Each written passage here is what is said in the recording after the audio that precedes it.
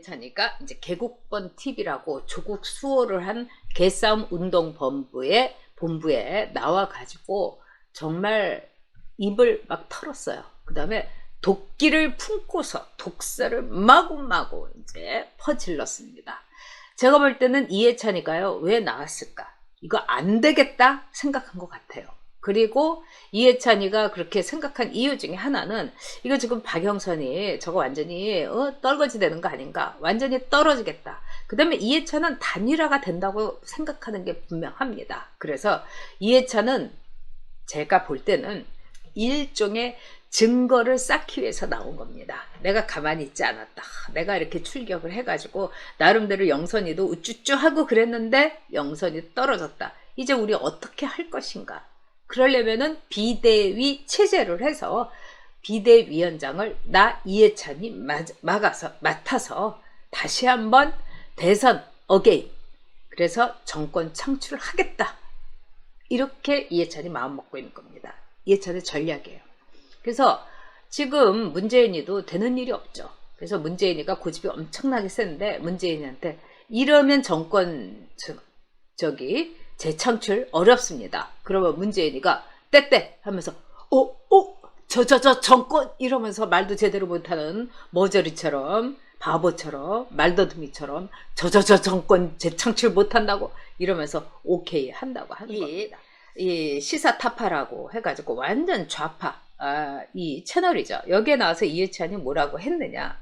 이 위기의 민주당 상황 이해찬이 이제 다시 이제 출격을 한 겁니다. 그러면서 1시간 20분 동안 오세훈이가 36억을 해먹었다. 이 내곡동 이거를 말하자면은 오세훈이가 자기가 시정을 팔아가지고 36억을 해먹었다. 이거는 그 장인어른이 어렸을 때부터 받았던 건데 이걸 갖고 어떻게 얘기를 합니까? 그러면서 MB가 재벌처럼 해먹었다면 오세훈이는 소매상처럼 해먹었다. MB는 말하자면 국가를 등쳐먹었다면 오세훈이는 시를 등쳐먹었다. 이런 말을 했어요. 그러면서 안철수에 대해서도 얘기했어요. 안철수는 남의 당이나 기웃거리는 사람이다. 뿌리 없는 조화다. 향기가 없다. 꽃이 아니다. 이거는 그냥 말하자면은 그 화병에다가 넣었다가 이렇게 떨궈버리면 된다. 아니 원래 조화는 1년 내내 있습니다. 이러면서 윤석열에 대해서는 이건 제대로 된 법률가가 아니다. 정치하면은 땡큐다. 이거는 깡패의 언어를 이야기한다. 이렇게 얘기를 했습니다. 제가 이렇게 보면서 참 이해찬 대단하다. 어떻게 저렇게 막말을 얼굴 하나 안 붉히고 하나 이런 생각이 들었어요. 이게 이제 그 12,000명이 접속을 해가지고 난리가 난 건데 뭐 이 전자정부 해야 된다 그러면서 사전투표만이 살 길이다 이런데 여기에 이 느낌표가 3가지나 들고 있고 내가 해찬들이다. 뭐 더 민주당은 언론개혁 안 해서 먼 날 땅을 치며 통곡할 것이다. 우리가 무조건 이긴다. 그리고 위에 뭐 10만원, 5만원, 10만원 이러면서 뭐 엄청난 이제 슈퍼챗이 쏟아졌다는 거예요. 하기는 뭐 이 아프리카 TV에서 그 노출만 하는 옷 벗기만 하면은 막 이렇게 별풍선 띄워주는 것처럼 정말 이해찬이가 홀딱 벗고 나오니까 이렇게 이 좌파 대깨문들이 이렇게 광분하는 걸 보고 저는 사실은 소름이 끼쳤습니다, 여러분. 그러면서 이해찬이가 뭐라고 했냐? 이 막 그 희망 고문을 하는 거였어요. 선거 앞으로 아주 많이 남았다. 20일이라면은 굉장히 많이 남은 거다. 우리가 얼마든지 뒤집을 수 있다. 뭐 이렇게 막 그냥 팔더라고요. 이 이해찬의 말은요, 여러분 틀린 말은 아닙니다. 제가 지금도 생생한 것이 2010년에 선거가 있었어요. 그때 이제 천안함 사건도 있었고 그래가지고 선거 분위기 지방자치제 선거 뭐 대단했었죠. 그리고 우리가 이렇게 볼 때 이 붕 떠 있었어요. 그 당시에 우리 우파 정당이 보수 한나라당이 왜 그러냐면은 이 천안함 사건 아직도 이제 우리 국민들에게 굉장히 북한에 대한 그래서 뭐 이것도 있고 이번에는 그냥 선거 그래도 우리 안보는 보수 정당이지 지방선거에서 좀 그럴 거라고 생각을 했었어요. 저도 그때 큰 착각을 했습니다. 근데 어떤 일이 일어났냐. 그때 이미 좌파들이요 공작을 막 한 거예요. 뭐 낙곰수애들 비롯해가지고. 그러면서 천안함이 이게 뭐 미국의 뭐 음모다, 뭐 일부러 만든 거다. 그런 이제 음모론 이걸 막 퍼뜨린 거예요. 그러니까 선거 한 3일 전인데 제가 이렇게 길을 가는데 사람들이 이렇게 딱 보면은 쫙 느껴지는 게 있어요. 갑자기 오슬오슬해지더라고요. 그래서 제가 굉장히 놀랐던 그 기억이 아직도 생생합니다. 근데 그때 오세훈과 한명숙이 붙었어요, 여러분. 근데 여론조사에서 한명숙이 20%나 오세훈보다 못했습니다. 그래서 우리는 서울시장은 걱정도 하지 않았어요. 그런데 뚜껑을 딱 열어보니까 어떤 일이 있었냐. 계속 오세훈 한명숙 오세훈 한명숙 이래서 한명숙이 막판에 리드를 한 거예요. 그래가지고 기가 막혀가지고 피를 말리는 선거였습니다. 그래서 오세훈이가 강남의 3구가 마지막에 그 투표를 열었어요. 거기에서 역전돼가지고 한 2, 3% 차이로 간신히 이겼어요. 자, 그 선거라는 게 제가 참 지금 생각해도 땅을 치고 싶을 정도의 회한의 선거입니다. 자, 거기서 어떻게 우리가 느꼈습니까? 좌파들은 못할 일이 없다.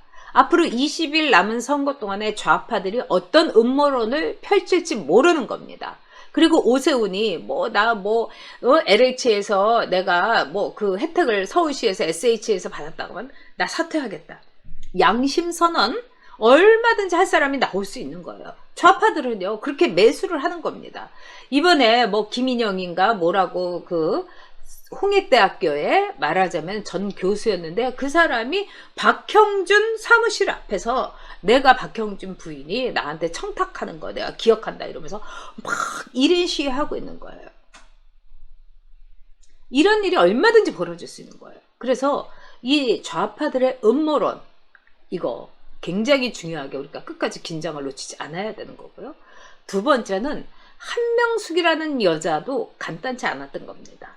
한명숙이 20% 계속 뒤쳐졌어요. 근데 강금실과 한명숙의 선거를 제가 봤습니다. 다.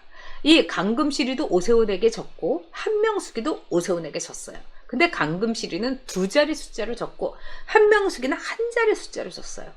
제가 볼 때는 강금실한테는 엘리트 의식이 있고 강금실은 나름대로 뭐 사흘 동안 뭐 먹지도 뭐 이렇게 밤샘 뭐 유세도 하고 했지만 말하자면은 한명숙이가 갖고 있는 감옥살이 하면서 진짜 바닥을 기어가면서 그 남편 박상준이 철저한 그 말하자면은 좌파에게 말하자면은 이식된 그 한명숙이의 이 똘끼와 한명숙이의 끈기와 이 한명숙이의 그 정말 무작정 정신 이거는 간단치 않은 겁니다.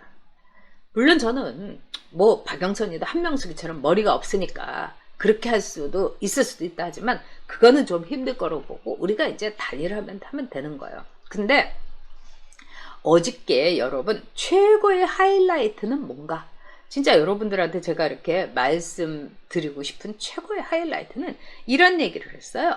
이해찬이가 LH 문제 이건 어떻게 할 수가 없다. 아니 이게 무슨 말인가.